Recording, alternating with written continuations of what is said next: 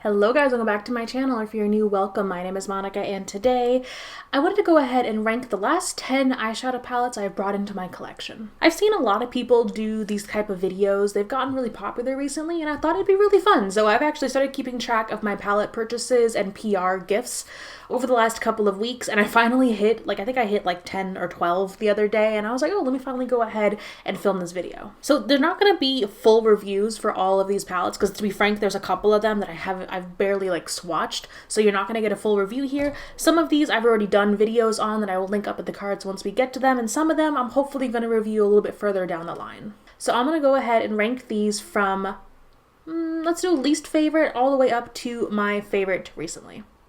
Least favorite, most favorite.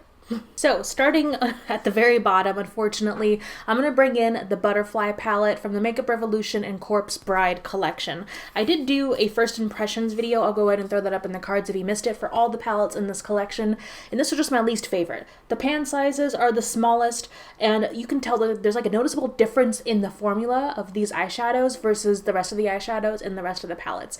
And while this one had the best packaging, it wasn't worth it. The formula's not great, the shades aren't great, so to be frank, I kind of regret picking this one up. Next, we have another palette from that same Corpse Bride and Makeup Revolution collection. This is the shade Grave Misunderstanding, or A Grave Misunderstanding, and this is their 9 pan. This is the more warm, neutrally kind of 9 pan. The shades in here weren't fantastic. The really light shades, which there's a lot of them, almost this whole top row, the orange down here, they're super light and they barely show any pigmentation on the eye, and I am Casper. I am light. So on the majority of people, these barely show up and they're not great. Unfortunately, this one was a dud.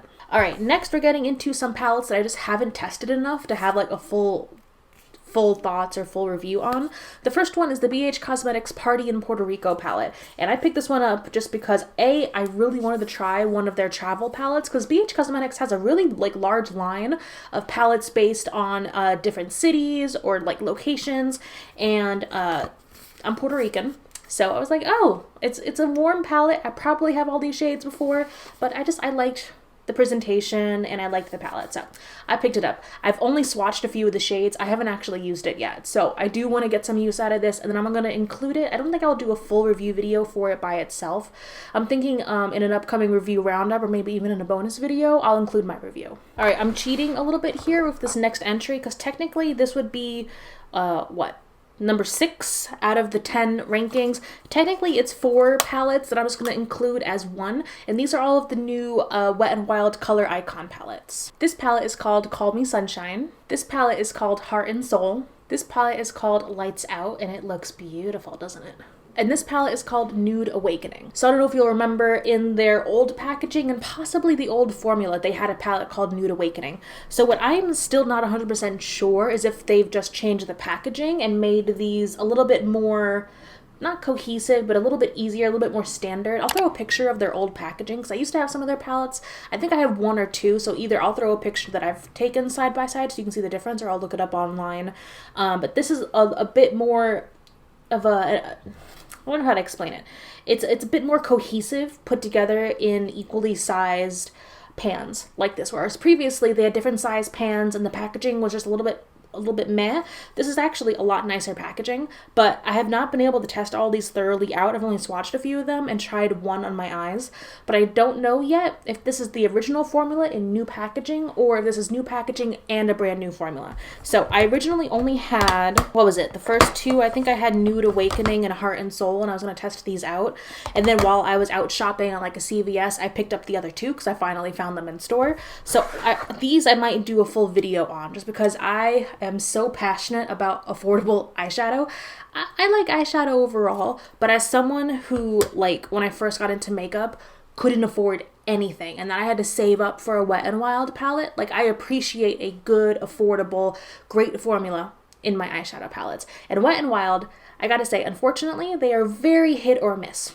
They have some great palettes, some great formulas, and they have some really, really trash ones. So I really want to thoroughly test these out and let you guys know, what's the deal with these. So these might get their own video sometime in the future. All right, so palette number 6, I think, because apparently I can't count. But the next palette, I'm gonna bring the ABH Norvina Pro Volume 5 palette up. Now this was sent to me in PR through Influencer and ABH, and I tested this. I tested it mainly against the original ABH palette, and you can go see for yourself. I'll throw the comparison video up in the cards, and like, it was an alright palette. Like, it was pretty okay, but that's it. I definitely prefer the original palette better, and I do think this is like huge. Like, look how big this is. But in general, it was just like an okay palette. So it's right here in the middle of the ranking. All right, next we have the other two palettes from the Makeup Revolution and Corpse Bride collection that I did like a lot better. The first one is the Newlyweds palette. This is the other 9-pan palette, but this one is a lot more of like Emily's color story. It's like the blues and the nice pretty pastel kind of shades in here. Only downside, I don't like this black and the lilac. It's very light. It doesn't have a lot of pigment to it. So if you're looking for like a light wash of lilac, beautiful. And honestly, it does look really pretty. But for me and what I wanted it to have a little bit more pigment, so it'd be bright, it'd be a little bit darker, but no, it's not there. So those two shades are meh for me, but honestly, the blues are beautiful, which, you know, you're doing a Corpse Bride collection, the blues better be beautiful, but they are. They're stunning, and to me, like these two columns make the palette for me, and I think it's worth it, and I'm really glad I have these in my collection. Next, coming in rank number 4, we have the last palette from the Corpse Bride and Makeup Revolution collection. This is the Upstairs Downstairs palette. And like the title might suggest, the top part opens up and the bottom part opens down. Now this has grown on me a bit. At first I was like, I don't like the palette opening up like that. It's kind of weird. It might get in the way. I actually kind of like it. Like, I've gotten used to it. I think it's really cute, and I do like this palette a lot. It's my favorite palette out of all the palettes in that full collection. I just like the range of colors you get here. And at first I thought the color story was kind of messy, a little bit incoherent, and I didn't like it, but again, it's grown on me. Make sure you swatch this palette out if you do get it, because the swatches like really inspired me, and I ended up doing this really pretty pink look for our anniversary date night that came out really nice. I love using the blues. There are some blues in here that are gorgeous. Again, the only shades that kind of stick out to me as like duds are, I think this is supposed to be a black shade. It's not a black, it's like a gray, and that's being optimistic. And the red down here is just okay. To be frank, they could have taken out the red and the black and put other shades in there, maybe some dark blues, and this would have been 10 times better. But it's still a really nice palette, and I like it, and I do love like the whole aesthetic of the packaging in this collection. And I don't know if you guys can tell, I did redo my background a little bit. We're gonna redo it again because we actually, so this is two separate, this is a bookshelf, and then this is an old vanity that I turned basically into another shelf for my background. We just bought one long console table to go around the back so I can have some storage on the bottom and have one long thing for my background. So this is going to be changing hopefully in the next couple of weeks again. But back here I do have this little bouquet that's actually the Corpse Bride bouquet from the Halloween costume that they sell at Spirit Halloween. And then I had, what else do I got over here? Yeah, I've got some Beetlejuice. I've got, Beetlejuice. I've got Nightmare Before Christmas, this little bottle of Deadly Nightshade, and just my regular spooky stuff. So you can tell I'm having a lot of fun. Alrighty, and we were at the top 3. So, palette number 3 that I have gotten recently is from Natasha Denona. This is the Sunrise palette, and this is my very first Natasha Denona Midi palette. This is the Midi size palette. This is the $65 palette, and I really wanted to get one of these just to test out the formula, because I have literally every other size of Natasha Denona palette. Whatever other size they offer, I do have at least one palette. And what I love about Natasha Denona is that despite the differences in price point and size and shape or whatever, the quality and the formula is the same. That is not the same for a lot of other brands. I mean, including the next brand I'm going to talk about, but we'll get to that in a minute. I just really wanted to try out the Midi to like confirm if, you know, everything was also kosher and the same with these Midi palettes. And I've tested it out so far. I like this. I like it a lot. And it's the same formula. Personally, I like the pan sizes in this one like the best out of all the palettes that I own, because I am panning one of her standard 129 palettes, and there's just so much product. There's so much product in there. So I think I like the pan sizes here. You still get a lot of product, and I love that in these midis, the packaging is really nice and it's easily cleanable, but then they have these little things in the back so you can pop out the shades and rearrange them. I have not done that yet because I kind of wanted to do my full review on this before I pop them out and rearrange the shades, but I have rearranged a lot of my other Natasha palettes, and I love having the flexibility to do that. So I love how that's there, and I really like this palette so far. So this came in at rank number 3. All right, coming in at a pretty close rank number 2. Even though I did have some problems with this palette, I've used it a bit more. It's growing on me. I really like it. I've reached for it a lot to use with other palettes, specifically my Pan That palette. This is from Pat McGrath's. This is the Divine Rose 2 palette. It's really pretty. I love the shimmers. I know the price point was like bonkers, but I really like the palette. And I like this a lot better than the holiday palette, because before this, my only other my only other Pat McGrath palette was the like red green holiday palette. I'll throw a picture up right here.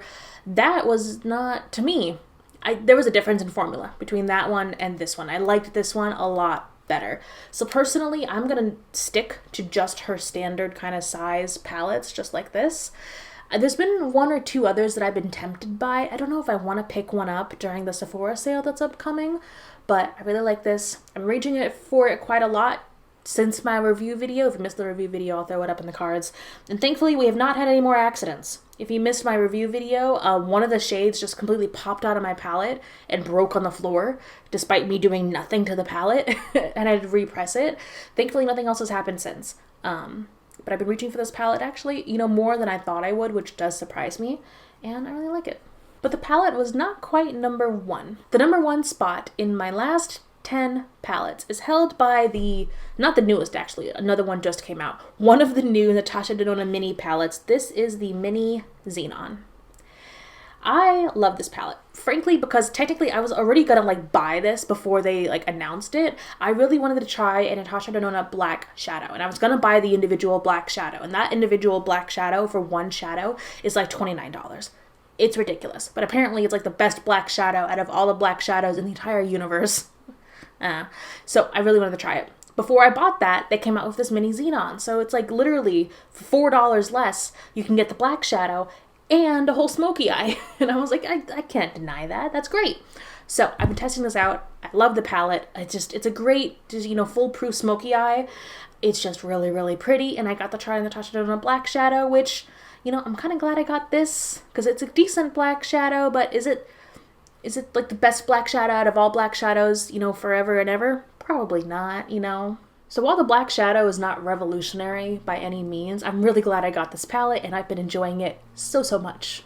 So there we have it. Those are my last 10-ish palettes, ranked from least favorite to most favorite. Let me know down below what's the last palette you picked up and how you're enjoying it. And I cannot wait to see you in my next video.